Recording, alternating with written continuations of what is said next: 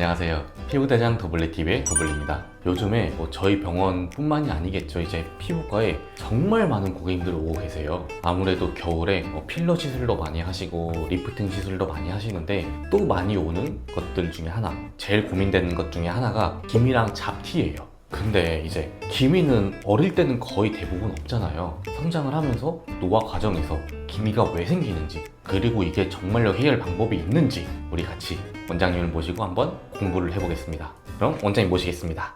원장님 안녕하세요. 안녕하세요. 요즘에 저희 병원도 마찬가지지만 정말 많은 고객님이 찾아주시잖아요. 그렇죠. 그 중에서 제일 많이 오는 케이스 중에 하나가 12월에 유난히 많이 와요.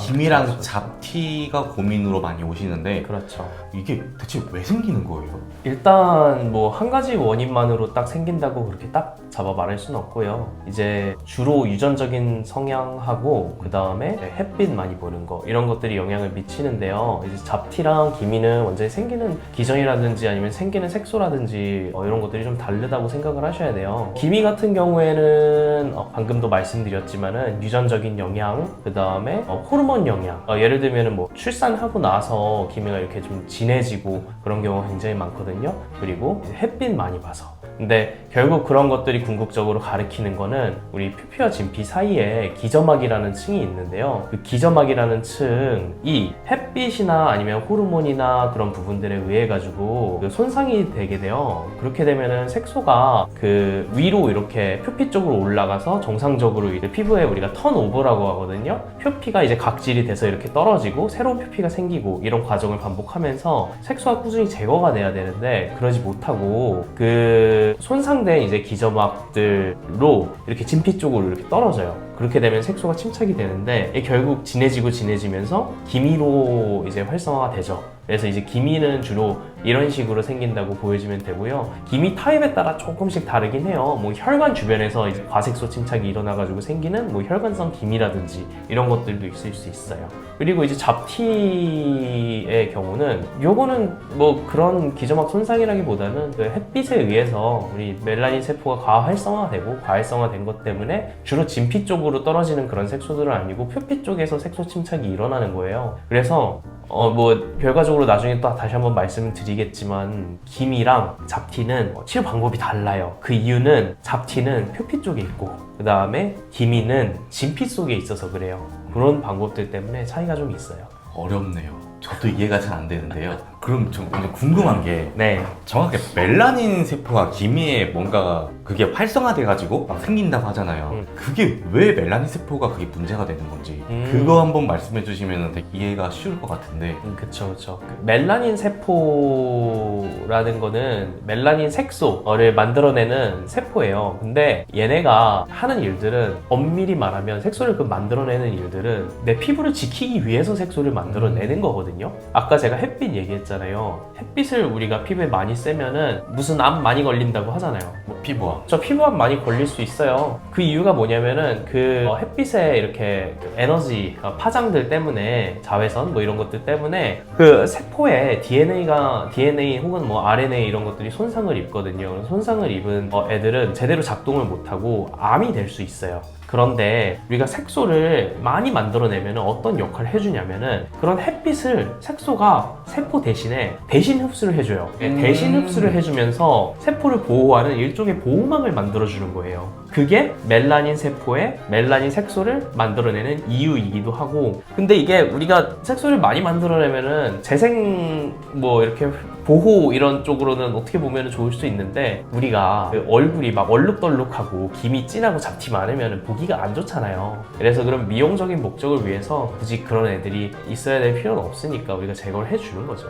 저도 이제 상담을 하면서 이제 많이 공부를 해봤잖아요. 저 그래서 원장님을 모시고 이 멜라닌 세포에 대해서 좀 궁금해가지고 물어보고 싶었어요. 사실 그러면은 멜라닌 세포는 이제 이게 기미나 색소를 만들어주잖아요. 네. 그게 사실은 피부를 보호하기 위해서 나온 건데 맞아요. 그게 미용적으로 보기가 싫으니까. 맞아요. 저는 그래서 그걸 이해를 할 때 예전에나 뭐 선크림도 없고 뭐 진짜 야외 활동 많이 하고 햇빛 많이 보고 이럴 때나 좀 피부를 보호하기 위해서 그런 게 필요했는데 요즘에는 선크림도 막 나오고 하잖아요. 그럼 굳이 멜라닌 세포가 피부를 보호할 필요가 없으니까, 그리고 미용적으로 안 좋으니까, 그래서 그래서 이제 과거에나 조금 필요했지 지금은 멜라닌 세포가 그 정도로 과하게 필요가 없어서 제거하는 게 좋은 거 아닌가라는 생각을 전 이해를 그렇게 했거든요. 그렇죠. 미용적으로는 그렇죠. 그 이제 엄밀히 말하면 그 색소는 만들어진 색소는 말씀 잘 하셨는데 그 선크림 대신에 있는 거라고 생각을 하면 돼요. 근데 우리 선크림 바르면 되잖아요. 그래서 예전이나 그거를 좀 피부를 지키는 거지 저는 그렇게 설명을 드리거든요, 제 고객님들께. 뭐 예를 들어서 뭐 과거에 뭐 원래 우리가 뚱뚱한 사람들이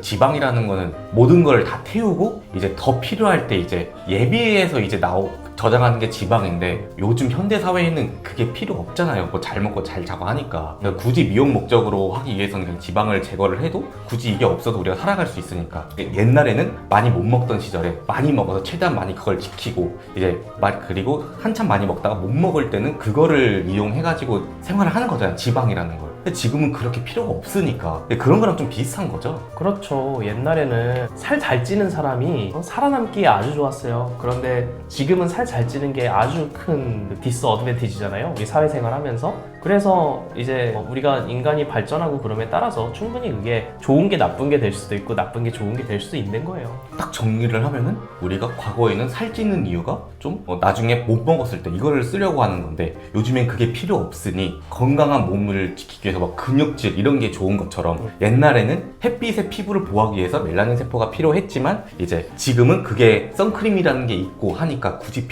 없으니까 그걸 제거하는 미용 목적으로. 그렇죠. 좀 그런 거랑 비슷한 것 같아요. 그렇죠. 네, 저는 그렇게 공부를 했는데 제 공부가 맞았네요. 그러면은 이 기미나 잡티를 없애기에 고객님들 많이 물어보잖아요. 토닝을 해야 될지 아니면 뭐 IPL이라는 걸 해야 될지 뭐 방법이 뭐 있나요? 뭐 사실 기미에도 종류가 너무 많아요. 그래서 뭐라고 딱 한 가지로 딱 이렇게 기미엔 이거 하세요, 잡티엔 이거 하세요 라고 말하기는 조금 힘들어요. 근데 어떤 부분을 우리가 정확히 봐야 되냐면요, 기미에도 아까 밑으로 떨어지는 색소가 있고 위로 올라가는 색소가 있다 그랬잖아요. 밑으로 떨어지는 색소는 진피성, 그 다음에 바깥으로 올라가는 색소는 표피성, 주로 이런 식으로 발현이 돼요. 그런데 이제 표피성 색소는 주로 표피성 색소에 먹는 레이저들이 있어요. 아주 그 표피 쪽에서 강하게 반응을 하면서 진피 쪽으로는 큰 영향을 안 주는 그런 레이저들이 있는데, 주로 그런 레이저들은 IPL, 파장에 따라서 755 파장, 그 다음에 532 파장 뭐 이런 것들이 있어요. 주로 이런 애들을 사용해서 치료를 하면 되고요. 그 다음에 주로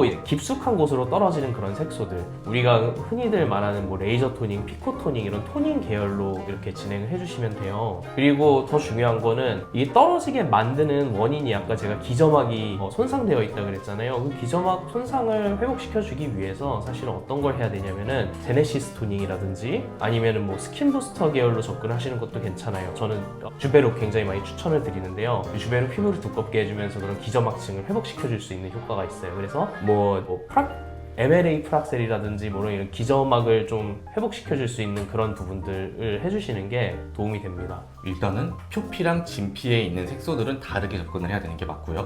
그러면은 표피 쪽은 레이저 토닝이라든지 제니스 토닝처럼 좀 약한 레이저로 여러 번 해야 되는 게 진피. 진피 쪽. 네. 그리고 이제 표피층에 있는 거는 이제 IP라든지 이게 표피에 반응하는 그 파장의 레이저들을 이용해서 치료하는 거죠. 그렇죠.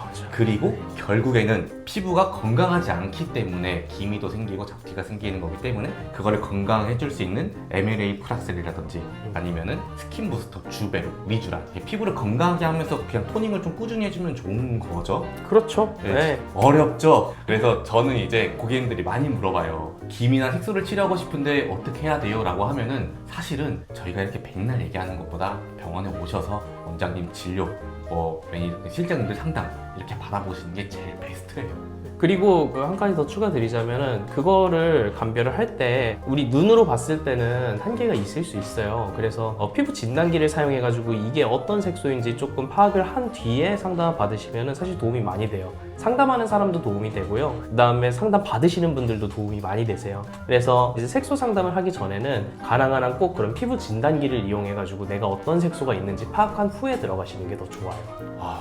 진단기 신기하긴 하더라고요. 다 나오더라고요. 뭐 피부 나이부터 해가지고. 그러면은 오늘은 일단 여기까지 색소를 마무리하고요. 궁금한 부분은 댓글 문의 한번 주세요. 그러면은 제가 원장님께 부탁할게요. 댓글 답변 좀 해달라고. 내용 너무 어려웠어요 오늘. 그리고 저희 원장님 유튜브 채널 있거든요. 뭐죠? 뿌띠 대백과인데 사실은 뭐 그냥 주절주절 그냥 조금씩 올리고 있어요. 솔직히 재미는 없더라고요. 근데 유용해요. 그러니까 뿌띠 대백과 채널도 구독해주시고 가끔씩 쇼츠 이제 올라와요. 그 쇼츠 올라오면은 그 되게 뭐 짧게 정보가 되게 유익하거든요. 그것도 한 번씩 구독해주시고요. 오늘은 그럼 여기까지 하겠습니다. 이제 마지막으로 뭐 하고 싶은 얘기 있으실까요?